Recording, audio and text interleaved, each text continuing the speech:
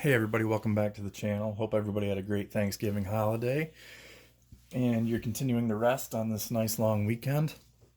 Um, what we have in front of us today is a Springfield Armory, and we're going to do an unboxing on this. This is the Defender series for the 4-inch service model.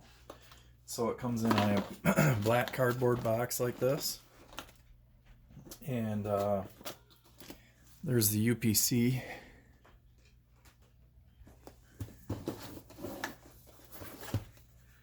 So this is the way that it comes to you. You have the firearm and the chamber flag. There's no magazine in it right now, so let's just go ahead and lock it open. So we have the 4-inch service model. Looks like you get a zipper pouch. It's padded, and it has a, I guess you could put like hearing protection or something in there, or maybe a concealed carry permit. I don't know, something. One second. Sorry about that. So on here we have the logo, and it's not stitched. It's like screen printed or something.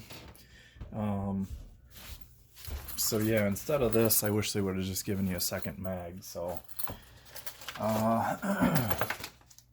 have an envelope here. So some precautions: activate your warranty online, get a discount code for something, the owner's manual, and a Springfield Armory window decal.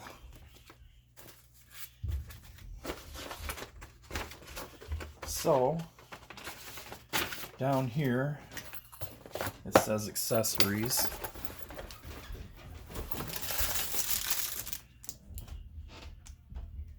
There's your mag, 16 round mag for the 9mm in a free state, and a lock with the Springfield logo on it again.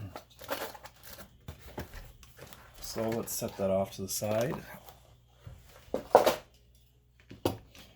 So for those of you that are familiar with, these have been around a long time. They're still made by HS product out of Croatia, and it says HS product made in Croatia right there. Springfield is the importer, and Springfield may or may not have some influence on design things. I'm not sure exactly how that all works, but this used to be called the HS 2000, and then when Springfield brought it in, they called it XD, which stands for Extreme Duty. 9mm was available in 40, 45, I think 357 SIG too for a little while, but it might have not been in the XD lineup. Don't quote me.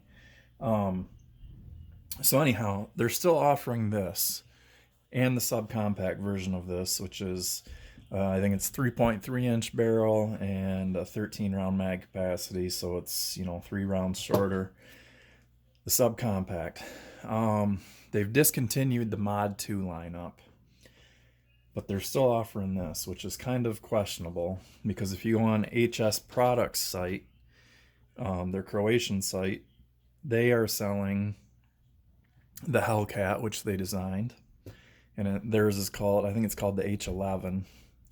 It's not called the Hellcat, it's called H11. And then their HS 2000 lineup is in the Mod 2 style. So it has the updated slide with the little bevel back here, and it has the finger groove and grip zone and all that stuff. So why did I get this? Well, because I've never had just an XD9, and they're pretty much one of the most revered guns, it seems like, in the forums. Like, all the Glock fanboys just jump all over them.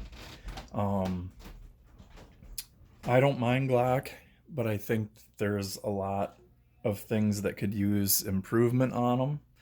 I think they're awesomely reliable, and I think they're stupid simple. So those are two really good things to have going for you. However, this one,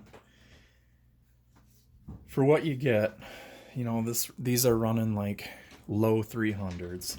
Before the panic and the pandemic and all this other stuff, You could get them sub 300 if you were lucky. For this, not for the regular XD, but for the Defender series. One mag cardboard box. So, I have some plans for this. This is going to become the nightstand gun. I have some Ameriglow sights that came in, some night sights that I'm going to be putting on here. Um, I have several mags for these already, so that wasn't a concern.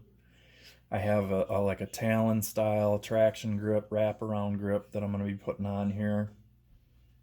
And then I'm just going to leave it alone and shoot it. The grip is extremely comfortable. It's a really well designed as far as ergonomics go. It fits my hand really well. The size of the gun is nice. It's a 4-inch barrel gun. Basically, the slide is the identical size to like a Glock 19. And then when you have your 16-round mag in, your height overall is just shy of a Glock 17. So that fits me perfect. You can see my pinky just touches the base plate, whereas on a Glock 19, my pinky is more like this.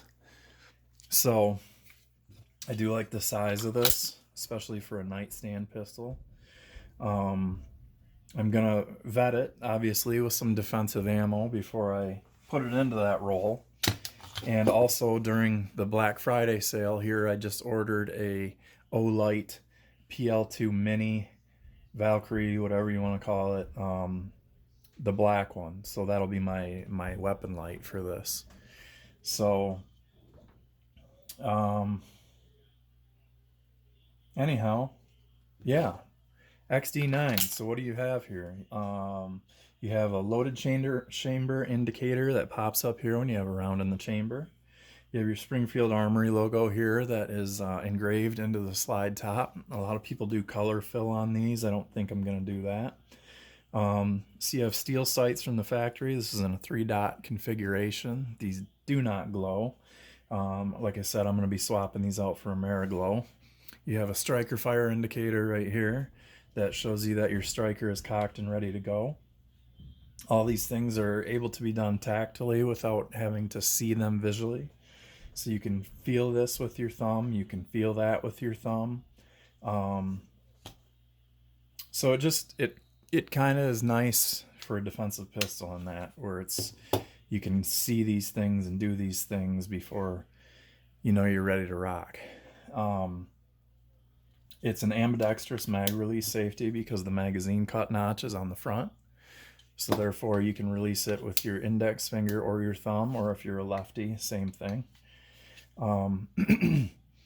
It does have a grip safety, which is not a big deal because when you're in your firing grip, it deactivates just like 1911. So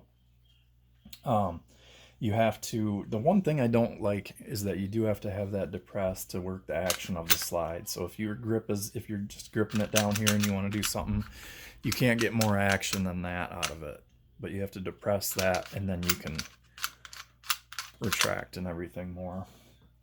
Steel trigger, really nice steel trigger. It's smooth across the face. It has serrations right there, but the trigger blade safety blends into the face really nice, so it's a very, very nice trigger in regards to feel. You have a 2-slot rail system. Like I said, I will be doing the Olight on. You have a very slightly beveled mag well, but a nice tapered magazine that easily indexes on there. The other cool thing, besides being numbered on the back, the bottom of the base plate here says Springfield Armory 9mm 16 rounds. So they actually have base plates that are meant for this, and they just let you know that it's for the 16-round magazine, which is kind of cool. Your grip checkering on the back and front is very reminiscent of Gen 3 Glocks. And then even your side texture is very reminiscent of Gen 3 Glocks. This pattern is not slippery in the hand. It's a very ergonomic design. The grip angle mimics a 1911. This little curve right here lets you get a nice high grip hold on it. and then it's just a very comfortable hump. It's not like on the Glock 17 where the hump starts really low. It's starting nice and high, and it fits the hand really well. So the only thing is these sides are a little bit slick, but the front and back is not. So I just figured for 10 bucks, I'm just going to throw a traction grip on there. I like those. I've used them on other guns, and I really like how they feel. You don't have to do it. Other people stipple these. I've seen plenty of XDs get stipple jobs on them, or you just run them as they are. The Mod 2, they did undercut just a little bit higher, and supposedly a little higher here, but if you look at the thickness of the beaver tail side by side, they don't look very different. I think what they did do is they radiused right here a little bit. They narrowed it just a little bit right there, and then they changed like this where it comes in and it does that grip, and they got rid of this hump right here. So that's why the Mod 2 looks somewhat different. But again, Mod 2, they added finger bumps, which aren't bad. Mod 2 grip is awesome. Look at my other videos. I got some Mod 2 videos, the 45 and the 5-inch tactical. But yeah, this is just a solid firearm with a good reputation. You know, some people say that this is a problem, the striker stop pin here.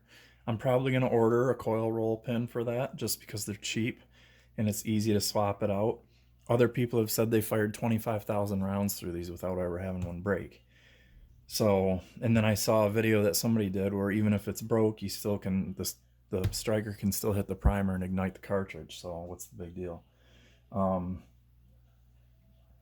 I just think that there's a lot of people that say a lot of false things about these. So I don't mind it. Like I say, ergonomically, I think it's good. Size-wise, it's ideal. And, you know, it's got a history to it. I mean, in Croatian, unfortunately, there was some military conflict in their country and stuff, and they used these as a sidearm for military use and police use. So I wouldn't think that they would carry junk. I mean, anyhow, I'm curious to see what you guys have to say about me having another Springfield in the arsenal here. And then as I do my upgrades to it, I'll make some more videos. I want to do a shooting video this weekend yet. Planning on doing that. And then I'll do a disassembly video. I'm not doing disassembly videos in my unboxings anymore because, yeah, you know why. So anyhow, thanks for watching. You guys always shoot safe.